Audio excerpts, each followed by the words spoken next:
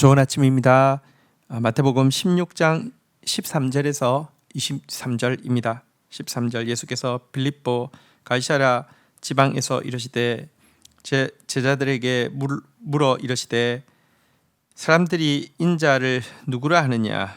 14절 이르되 들으는 세례 요한, 들으는 엘리야, 어떤 이는 예레미야라, 선지자 중에 하나라 하더이다. 15절 이르시되 너희는 나를 누구라 하느냐. 16절 시몬 베드로가 대답하여 이르되 주는 그리스도시요 살아계신 하나님의 아들이시니이다. 17절 예수께서 대답하여 이르시되 바요나 시몬아, 내가 복이 있도다. 이를 내게 알게 한 이는 혈육이 아니요 하늘에 계신 내 아버지시니라. 예수님께서 가이사랴 빌립보 지역에서 제자들에게 물어보셨습니다. 사람들이 나를 누구라 하느냐. 이제 예수님께서 십자가 지실 때가 점점 다가오고 있는데요. 제자들에게 당신이 누구신지 직접적으로 좀 알려주시기 위한 질문이었습니다. 여기에 대해서 제자들은 막 답했습니다. 세례 요한이라고 하는 사람이 있습니다. 어떤 사람은 엘리야라고 하던데요. 어떤 사람은 예레미야라고도 하고요. 어떤 사람들은 어쨌든 선지자 중에 하나다 이렇게 이야기합니다. 이렇게 답변했습니다. 이에 예수님께서 더 중요한 질문을 하셨습니다. 너희는 나를 누구라 하느냐. 사람들이 인자를 누구라 하느냐. 여기는 답하는 사람이 많았지만 너희는 나를 누구라 하느냐. 여기는 답하는 사람이 베드로밖에 없었습니다. 우리 남의 이야기를 하는 것은 쉽습니다. 뭐라고 하던데요. 누가 어떻게 했다고 하던데요. 그런데 나의 고백을 가지는 것은 참 생각보다 이렇게 많지 않다는 것을 본문이 보여줍니다. 베드로는 이렇게 고백했습니다. 주는 그리스도시요 살아계신 하나님의 아들이시니이다. 정말로 예수님이 메시아임을, 또 살아계신 하나님의 아들이심을, 그러니까 하나님이시며 사람이시며 또 이 메시아로 이 땅에 오신 분이심을 고백하고 있습니다. 자, 그러자 예수님께서 그에게 이렇게 그의 이름을 이렇게 부르셨습니다. 바요나 시모나. 이것은 바요나 시모나 이렇게 이야기를 하고 있는데요. 이것은 그의 아버지의 이제 아들, 그러니까 요나의 아들 시모나 이런 말이거든요. 바라는 것은 아들이라는 뜻입니다. 그러니까 그의 혈통의 아버지의 이름으로 그를 부르고 있는데요. 보통 예수님께서 그를 처음 부르실 때 베드로라 부르신 이후에 베드로라고 주로 많이 사용하셨는데요. 바요나 시모나 이렇게 이야기를 하면서 내가 복이 있다라고 하면서 동시에 이를 내게 알게 한 것은 혈육이 아니라 하늘에 계신 내 아버지다 이렇게 말씀하셨습니다. 무슨 말입니까? 그가 홀로 이 답을 정답을 말했지만 그것 가지고 우쭐댈 이유가 하나도 없습니다. 어차피 그의 혈통이나 육정이나 사람의 뜻으로는 알 수 있는 것이 아니라 위로부터 하나님께서 그에게 주신 계시, 선물로서 그가 이 같은 믿음에 이르게 되었다는 사실을 분명히 이야기하고 있는 것입니다. 그러나 어쨌든 그의 이 믿음의 고백을 귀하게 받으신 주님께서는요, 18절 또 내가 내게 이르노니 너는 베드로라. 내가 이 반석 위에 내 교회를 세우리니 음부의 권세가 이기지 못하리라.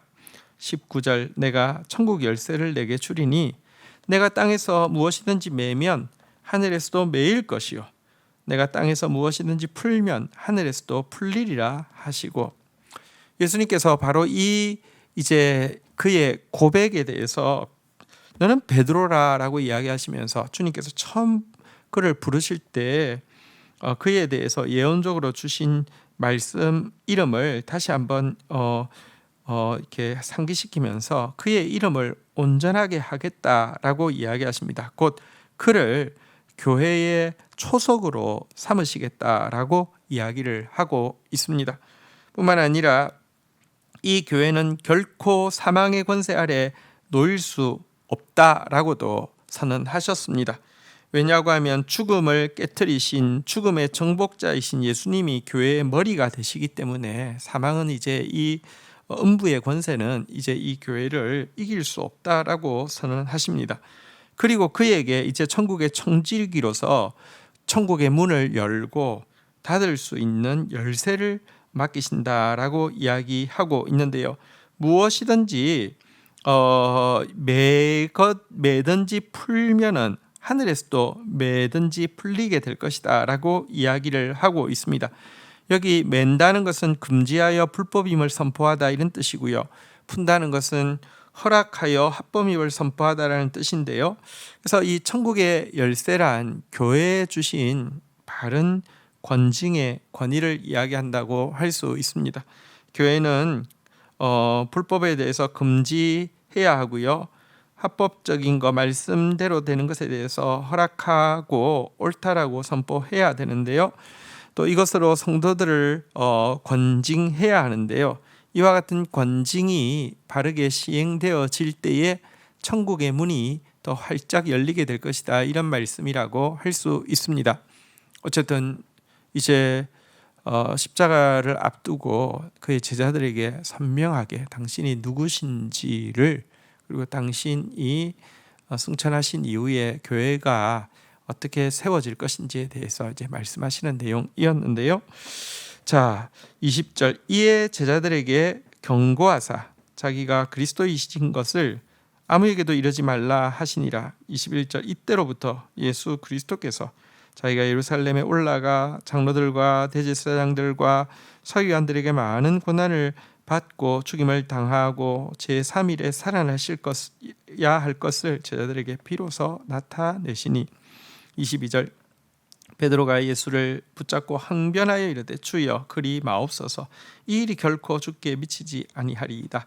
23절, 예수께서 돌이키시며 베드로에게 이르시되 사탄아 내 뒤로 물러가라, 너는 나를 넘어지게 하는 자로다. 내가 하나님의 일을 생각하지 아니하고 도리어 사람의 일을 생각하는도다 하시고, 자, 예수님께서 당신의 그리스도 되심에 대해서 명확히 선언하시고는 그렇지만 아무에게도 말하지 말라 이렇게 이야기를 하고 있습니다. 예수님은 아직까지 남은 사명이 있습니다. 예수님께서는 이제 그의 제자들의 믿음을 더 온전하게 하실 것이고요. 또 예수님께서는 아직까지 구원받을 가난하고 연약한 자들에게 복음을 전해야 합니다. 섣불리 이 바리새인들과 서기관들이 예수님이 정해진 시간 유월절 어린 양으로 속죄 제물로 드려지기 전에 살해하는 일이 생기지 않도록 신중을 기하고 있는 모습입니다. 그러면서 예수님께서는 이제 그의 예루살렘 방문은 그 많은 권세자들에게 고난을 받고 죽임을 당하는 방문이 될 것임도 분명히 이야기하셨고요. 그러나 그것으로 끝나지 않고 사흘 만에 다시 살아나실 것에 대해서도 비로소 나타내셨습니다. 자, 여러분, 이것은 사실 유대인들이 기대하던 메시아가 아니었죠. 유대인들은 왕으로서 나타나서 그들의 현세적인 필요, 그들의 외면적인 필요를 채워주어서 로마로부터 독립시키고 가장 부유한 나라로, 힘 있는 나라로 만들어주는 것이었는데요.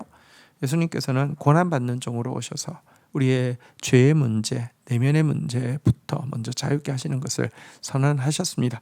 자, 그런데 이 선언을 하셨을 때 베드로가요, 가장 적극적으로 나서서 붙들고 항변하기까지 하면서 주여 그리 마옵소서, 이 일이 결코 주께 미치지 아니하리이다. 주님 그러시면 안 됩니다 라고도 이야기하고요.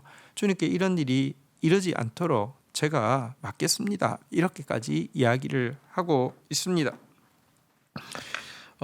베드로 역시 예수님을 메시아라고 고백했지만 베드로가 기대하는 메시아는 성경에서 이야기하고 있는 순환받는 종이 아니라 당시 유대인들이 생각하고 있던 바로 그 현세적이고 표피적인 문제를 해결해 주는 메시아라고 생각했기 때문에 그가 메시아라고 고백했지만 이 메시아가 하실 일, 십자가와 부활에 대해서는 자기부터 막고 나서고 있음을 보게 됩니다. 그러나 예수님께서는 이 베드로의 행위에 대해서 사탄아 내 뒤로 물러가라고 책망하시고는요, 그가 하나님의 일에 관심을 두는 것이 아니라 사람의 일을 생각하고 있다라고 지적을 하고 있습니다. 여기서 먼저 우리가 앞에서 바른 신앙 고백을 했다고 우쭐댈 필요가 전혀 없는 것이 하나님의 계시 때문이었지 자기가 무슨 머리가 좋아서나 결단력이 있어서가 아님을 다시 한번 보게 되고요. 또 뿐만 아니라 여러분 방금 칭찬받던 사람도 자신의 원래 모습대로라고 하면 사탄에게 시익이 얼마나 쉬운 존재인지도 분명히 보게 됩니다. 이것이 인간의 모습이죠. 그래서 사실 칭찬 앞에 우쭐댈 필요도 없고요. 그렇다고 책망 앞에서 너무 좌절할 것도 아닙니다.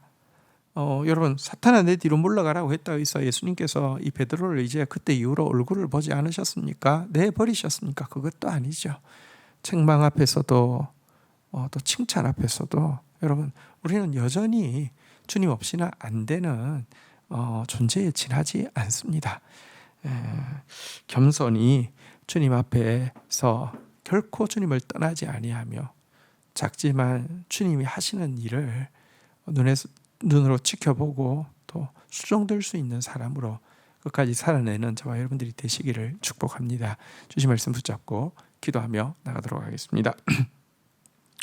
주님 감사합니다. 예수님에 대한 나의 신앙 고백이 있게 하여 주시옵소서. 오 주님 오늘도 혈통으로나 육정으로나 사람의 뜻으로 당신을 제대로 알고 또 당신의 뜻을 제대로 수정될 수 없는 존재임을 고백합니다. 오늘도 계시의 말씀을 허락하여 주십시오. 우리의 눈이 열리게 하여 주시옵소서. 주님을 주님으로 바르게 고백하는 자 되어질 수 있도록 인도하여 주시옵소서. 주님 그러나 베드로가 이와 같은 아름다운 신앙 고백 이후에 사단의 도구로 사용되어지고 있는 모습을 보게 됩니다. 우리가 하나님의 일을 생각지 않고 사람의 일을 생각할 때 언제든지 참 이렇게 바른 신앙 고백 이후에 사단에게 사로잡히는 베드로의 모습이 우리의 모습이 될 수밖에 없음을 고백합니다. 주님 우쭐대지도 않게 해주시고 낙담하지도 않게 해주시고 항상 주님 떠나서는 안 된다고 고백하며 주님 뜻대로 이루어지이다 고백하며 주님의 일에서 떠나지 않고 주님의 일에 수종드는 작은 한 사람으로 주님 앞에 머무르기 원하는 저희들이 되게 하여 주옵소서. 사람의 일이 아니라 하나님의 일을 먼저 생각하는 사람 되게 인도하여 주옵소서. 예수님의 이름으로 기도 올립니다. 아멘.